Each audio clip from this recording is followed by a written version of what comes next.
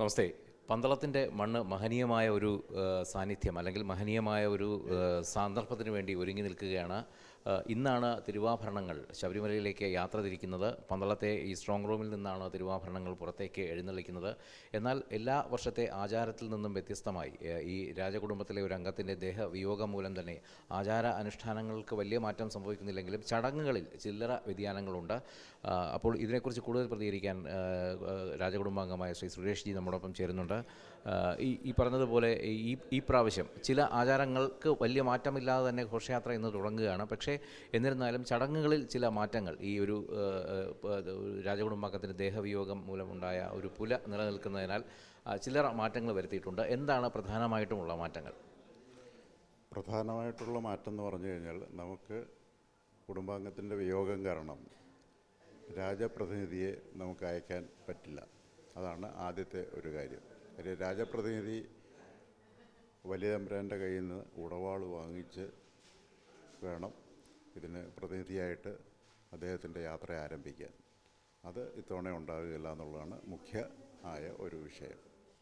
രണ്ടാമതായിട്ട്, നമ്മുടെ തിരുവാഭരണങ്ങൾ കഴിഞ്ഞ വില വന്ന ദിവസം മുതൽ തുറന്നു വെച്ചിരുന്നില്ല. ഭക്തജനങ്ങൾക്ക് ദർശനം ഉണ്ടായിരുന്നില്ല, അമ്പലവും ദർശനം ഉണ്ടായിരുന്നില്ല. ഇന്ന് രാവിലെ നമ്മൾ സാധാരണഗതിയിൽ 4 മണിയാകുമ്പോൾ ഈ തിരുവാഭരണങ്ങൾ ഇവിടെ വെച്ചിട്ടുള്ള ചടങ്ങുകൾ, അതായത് തിരുവാഭരണ വാഹകർ എല്ലാവരും ഇവിടെ വന്ന് തമ്പുരാൻ്റെ കയ്യിൽ നിന്ന് ഭസ്മം വാങ്ങിച്ച് മാല അണിഞ്ഞിട്ടാണ് അവർ തിരുവാഭരണ പേടകങ്ങൾ എടുക്കുന്നത്. ആ ചടങ്ങ് ഇന്ന് ഉണ്ടായിരിക്കില്ല. തിരുവാഭരണ പേടകങ്ങൾ ഇവിടെ എടുത്ത് വെച്ചിട്ടുണ്ട്. അത് തിരുവാഭരണ വാഹകർ ഇവിടെ വരും. അപ്പോൾ ഈ പെല ഇല്ലാത്ത നമ്മുടെ ബന്ധുജനങ്ങളുണ്ട് ഇവിടെ. അവർ അത് തിരുവാഭരണ വാഹകരുടെ ശിരസിൽ എടുത്തു വെച്ച് കൊടുക്കും.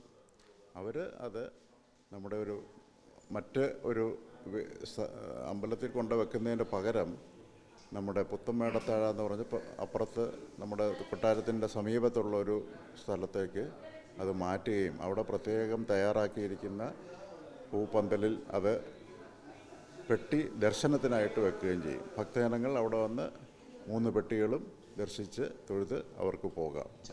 ഉച്ച വരെ മാത്രമേ, 12:30 വരെ മാത്രമേ അതിനുള്ള സൗകര്യം കാണുള്ളൂ. അതിനുശേഷം മേശാന്തി, നമ്മുടെ ക്ഷേത്രത്തിലെ മേശാന്തി വന്നിട്ട് നീരാഞ്ജനം ഒഴിഞ്ഞ് അത് മറ്റ് ബന്ധുക്കൾ അത് എടുത്ത് അവരുടെ ശിരസിൽ കൊടുത്ത് വിടും. അതിനു മുമ്പ് ഇന്നിവിടെ ഇരിക്കുമ്പോൾ രാവിലെ തന്നെ എല്ലാം ഇവിടെ സജ്ജമാക്കി വെച്ചിട്ടുണ്ട്. അപ്പോൾ ഈ പരിസരങ്ങളും നമ്മുടെ കൊട്ടാരം ക്ഷേത്രത്തിലെ ശിവക്ഷേത്രത്തിലെ മേശാന്തി പുണ്യാഹവുമായി വന്നിട്ട് ഇവിടെ അതെല്ലാം തളിച്ച് പെട്ടിയും ശുദ്ധി വരുത്തിയതിന് ശേഷമാണ് ഈ സ്ട്രോങ് റൂമിൽ നിന്നും ഇത് എടുത്തുകൊണ്ട് പോകുന്നത്. അതാണ് ഇന്നത്തെ ചടങ്ങുകൾ. ഈ ശബരിമലയിലും രാജപ്രതിനിധി അനുഷ്ഠിക്കേണ്ട ചില ചടങ്ങുകളുണ്ട്. അപ്പോൾ അതിലും എന്തെങ്കിലും മാറ്റം വരുത്തിയിട്ടുണ്ടോ ഈ മകരവിളക്കിന് അവിടെ ചെന്ന് കഴിഞ്ഞിട്ട്? രാജപ്രതിനിധി ചെയ്യേണ്ട കാര്യങ്ങൾക്കൊന്നും മാറ്റങ്ങളില്ല.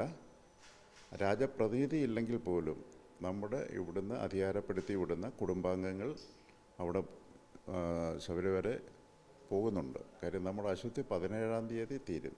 ആക്ച്വലി 17-ാം തീയതിയാണ് നമ്മൾ മല ചവിട്ടേണ്ട ദിവസം. പക്ഷേ നമ്മളന്ന് മല ചവിട്ടുന്നില്ല. 18-ാം തീയതി ഇവിടെ നിന്ന് കൊട്ടാരത്തിൽ നിന്നുള്ള പ്രതിനിധികൾ പോവുകയും കളഭത്തിനും വേണ്ട ചന്ദനം ഇവിടുന്ന് തന്നെ അന്ന് ഞങ്ങൾ കൊണ്ടുപോകും. കാര്യം നമ്മുടെ അശുദ്ധിയെല്ലാം 17-ാം തീയതി തീരും. അപ്പോൾ 18-ാം തീയതി പോകുന്ന നമ്മളിവിടുന്ന് ചെല്ലുകയും 19-ാം തീയതിയാണ് കളഭം. അപ്പോൾ നമുക്ക് അതിനകത്ത് പങ്കെടുക്കാം. ഇവിടുന്ന് കൊണ്ടുപോകുന്ന കളഭമാണ് ചന്ദനം അരച്ച് ഇവിടുന്ന് കൊണ്ടുപോയിട്ട് അതാണ് അന്ന് കളഭത്തിന് ഉപയോഗിക്കുന്നത്. അതുപോലെ അവിടെ കളഭത്തിന് മുമ്പ് നെയ്യഭിഷേകം തീരും. അത് ഈ വർഷത്തെ അവസാനത്തെ നെയ്യഭിഷേകം ഇവിടുന്ന് അതിന് പ്രത്യേകം ശുദ്ധമായ നെയ്യ് അവിടെ കൊണ്ടുപോകുന്നുണ്ട്. അതും ആടി കളഭവും കഴിഞ്ഞതിന് ശേഷം നെക്സ്റ്റ് ഡേ ആണ് നമ്മുടെ അടുത്ത ദിവസം ഗുരുതിയുണ്ട്. ഗുരുതിയിലും നമ്മുടെ സാന്നിധ്യം അവിടെ ഉണ്ടാവും. അതിനുശേഷം അടച്ച് നമ്മൾ പടിയിറങ്ങി തിരിച്ചു പോരുന്നു. ബാക്കി ചെയ്യേണ്ട കർമ്മങ്ങൾ ബാക്കിയുള്ളതൊന്നും അവിടെ കാണുകയില്ല. മറ്റ് കാര്യങ്ങൾ പ്രതിനിധി ചെയ്യേണ്ട മെയിനായിട്ടുള്ള സാധനങ്ങളൊന്നുമില്ല. എന്നാലും നമ്മുടെ സാന്നിധ്യങ്ങളും ഇതെല്ലാം അവിടെ ഉണ്ട് ഈ ചടങ്ങുകൾക്കെല്ലാം. തീർച്ചയായും തത്വമയോട് പ്രതികരിച്ചതിന് വളരെയധികം നന്ദി. കൊട്ടാരം നിർവാഹക സമിതിയെ പ്രതികരിച്ചുകൊണ്ട് സെക്രട്ടറി ശ്രീ സുരേഷ് ജിയാണ് നമ്മോടൊപ്പം പ്രതികരിച്ചത്. സൂചിപ്പിച്ചതുപോലെ തന്നെ ചടങ്ങുകൾക്ക് യാതൊരുവിധ മാറ്റവും, ആചാര അനുഷ്ഠാന സമ്പന്നമായ ആ യാത്രയ്ക്ക് യാതൊരു മാറ്റവുമില്ല. എന്നാൽ ചടങ്ങുകളിൽ മാത്രമാണ് ചില വ്യതിയാനങ്ങൾ സൂചിപ്പിച്ചിട്ടുള്ളത്. ഇപ്പോൾ തിരുവാഭരണങ്ങൾ സ്ട്രോങ് റൂമിന് മുന്നിലെ ഈ ഒരു പീഠത്തിൽ അണിയിച്ചു വച്ചിരിക്കുകയാണ്. ആ 3 പേടകങ്ങൾ, പ്രധാന പേടകമാണ് നടുക്കിയിരിക്കുന്നത്. അതിലാണ് തിരുവാഭരണങ്ങൾ കുടികൊള്ളുന്നത്. വലതുവശത്തായി കാണുന്ന കൊടിപ്പെട്ടി, ആ കൊടിപ്പെട്ടിക്ക് കുടപ്പെട്ടിക്കുള്ളിലാണ് അഭിഷേകത്തിനുള്ള കുടങ്ങളും കിണ്ടികളും അടങ്ങുന്ന ആ ഒരു പേടകം.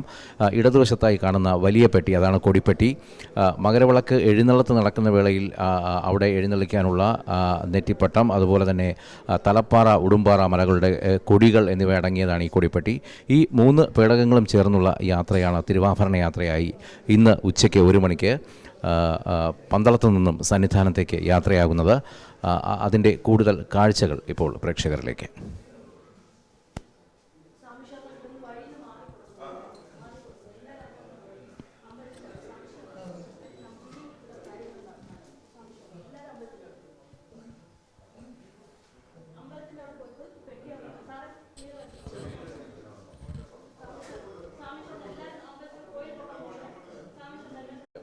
പൂർണ്ണ പുഷ്കല ഭാര്യാസങ്കല്പത്തിലുള്ള 2 സ്ത്രീരൂപങ്ങൾ, അത് കുടങ്ങൾ, കിണ്ടി, അങ്ങനെയുള്ള പാത്രങ്ങളടങ്ങിയാണ് കുടപ്പെട്ടി.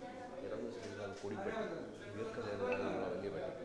അതിനകത്ത് മകരവിളക്ക് എഴുന്നള്ളത്തിനുള്ള നെറ്റിപ്പട്ടം, തലപ്പാറ, ഉടുമ്പാറ മലകളുടെ കൊടി. ഈ 2 കൊടിയാണ് എഴുന്നള്ളത്തിന് ഫ്രണ്ടിൽ പിടിക്കുന്നത്. ആ 2 കൊടി, അതിൻ്റെ ജീവത, ചമതകം, അങ്ങനെയുള്ള സാധനങ്ങളാണ് അതിനകത്തുള്ളത്. തലപ്പാറ, ഉടുമ്പാറ